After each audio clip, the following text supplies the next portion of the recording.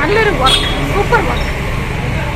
എല്ലാവരും കണ്ടിരിക്കേണ്ട ഒരു എല്ലാവരും അവരുടെ 101% അത് കൊടുത്തിട്ടുണ്ടെന്ന് നമുക്ക് പറയാൻ പറ്റും. അത്രയ്ക്ക് നല്ല മൂവിയാണ്. ഡെഡിക്കേഷൻ ലെവൽ എന്ന് പറയാൻ ഗൂസ് ബംസ് ആണ്. കാരണം ഒരു മനുഷ്യനും ഇങ്ങനെ ട്രാൻസ്ഫോർമേഷൻ കൊണ്ട് എനിക്ക് പറ്റുമെന്ന് തോന്നുന്നില്ല.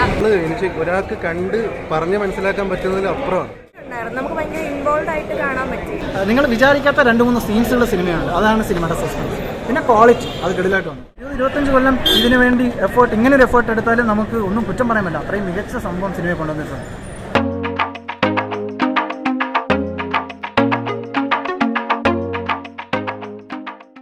നമ്മുടെ സിനിമ ലോക സിനിമയായി നല്ല പടം കേട്ടോ. എല്ലാം കൊണ്ടും നല്ല സിനിമയാണ്. നമ്മൾ വർഷാവർഷം ഇവിടെ വന്നിട്ട് ഈ കോംപ്ലക്സിൽ IFFK ഒക്കെ കാണാറുണ്ടല്ലോ, ലോക സിനിമ എന്നൊക്കെ പറഞ്ഞിട്ട്. നമ്മുടെ സിനിമ ലോക സിനിമയായി എന്നുള്ളതാണ്. എല്ലാം കൊണ്ടും വേദന, മനുഷ്യസ്നേഹം, മറ്റ് ഒരു അപരൻ്റെ വേദനയായിട്ടുള്ള താതാത്മ്യപ്പെടൽ, എല്ലാം കൊണ്ടും ഭയങ്കര അനുഭവമാണ് പടം. നിങ്ങൾക്ക് കണ്ടു കഴിയുമ്പോൾ അത് മനസ്സിലാവും. റിസൾട്ട് ഭയങ്കരമാണ്, രക്ഷയില്ലാത്ത പടം. എനിക്കത് ഭയങ്കരമായിട്ടൊന്നും പറയാനറിയില്ല.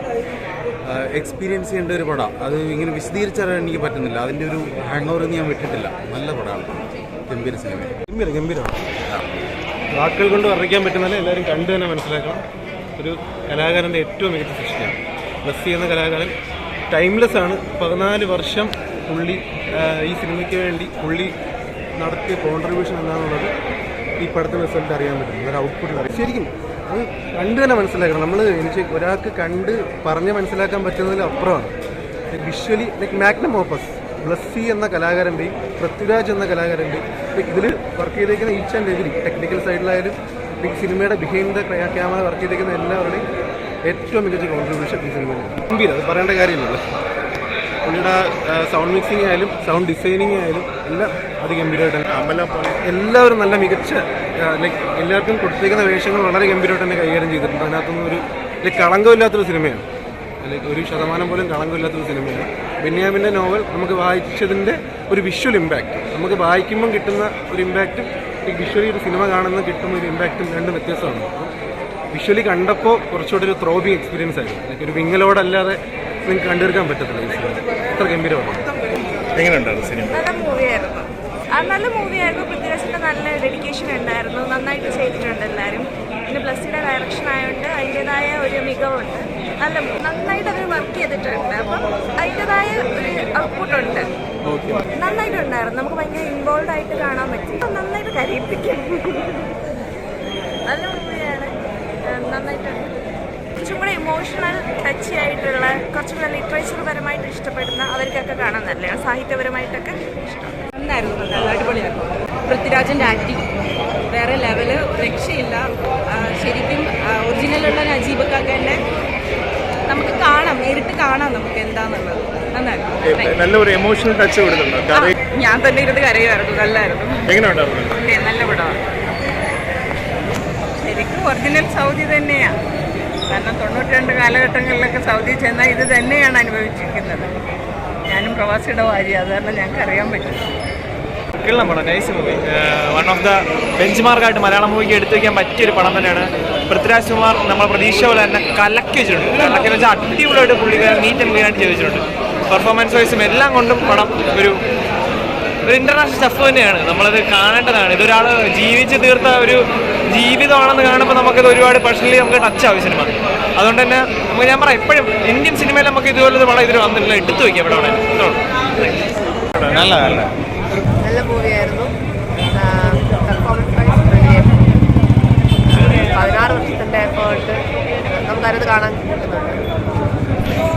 മാസ്റ്റർ പീസായിട്ട് തീർച്ചയായും തിയേറ്ററിൽ കാണേണ്ടത് ഒരു രക്ഷയായി സിനിമയായിരുന്നു.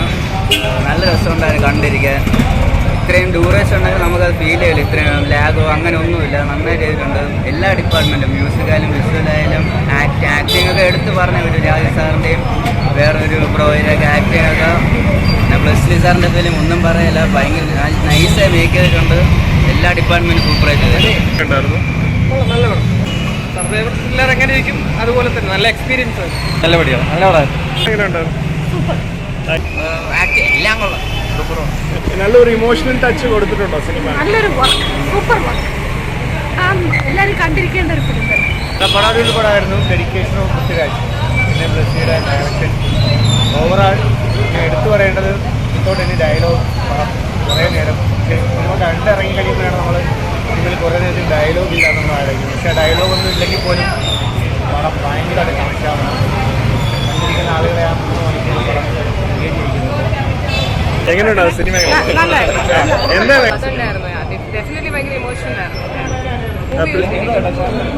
അടിപൊളി, മസ്റ്റ് വാച്ച് ഇൻ തിയേറ്റർ.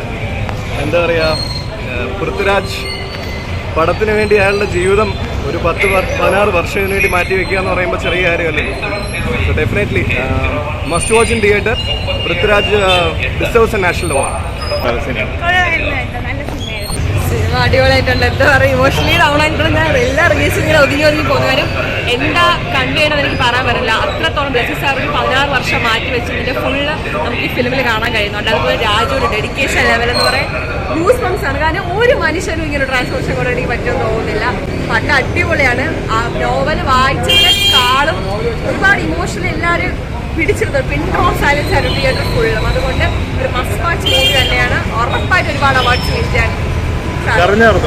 പിന്നെ കരഞ്ഞെന്നോ ഇപ്പോഴും ഒന്ന് വീട്ടിൽ പൊട്ടിക്കരയാൻ നിൽക്കുക. കാരണം എൻ്റെ അച്ഛൻ ഒരു പ്രവാസിയാണ്. അതുകൊണ്ട് തന്നെ എനിക്ക് ഒരുപാട് ഇത് ഫീൽ ചെയ്യുന്നുണ്ട്.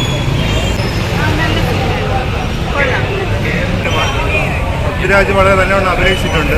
അവാർഡ് കിട്ടാൻ സാധ്യതയുണ്ട്. പിന്നെ മൊത്തത്തിലൊരു സീരിയസ് മൂവിയാണ്, ഒരു ജോളി പടമല്ല. എന്നാലും എല്ലാവർക്കും ഇഷ്ടപ്പെടും. വളരെ നന്നായിട്ടുണ്ട്. അടിപൊളി പടമായിരുന്നു. നല്ല മേക്കിംഗ് ആയിരുന്നു. അടിപൊളി. എ റഹ്മാൻ്റെ മ്യൂസിക് എല്ലാം കിട്ടില്ല. വളരെ നല്ല മൂവി. രാജുവേട്ടൻ്റെ വേറെ ലെവൽ ആക്ടിങ്. ട്രാൻസ്ഫോർമേഷനൊക്കെ എന്ത് പറയണമെന്നറിയില്ല. ഇങ്ങനൊരു സംഭവം മലയാള സിനിമയിൽ നടന്നിട്ടില്ല.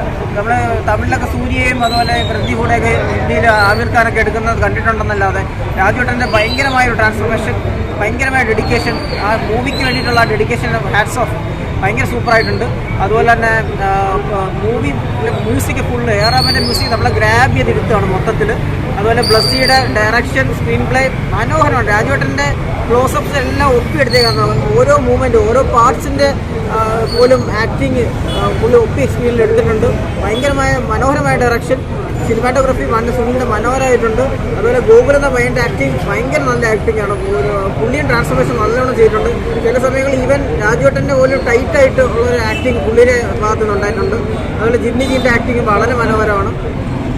ഓവറോൾ മസ്റ്റായിട്ട് ഒന്ന് തിയേറ്ററിൽ കാണണം, ആരും മിസ്സാക്കരുത്. പിന്നെ നമ്മൾ തമാശയോ ചിരിക്കാന്ന് പറഞ്ഞാൽ ഇതൊരു മലയാളം ഇൻഡസ്ട്രിയിൽ ഒരു സിനിമ ലവർ വന്ന് മസ്റ്റായി കാണേണ്ട ഒരു പടം തന്നെ.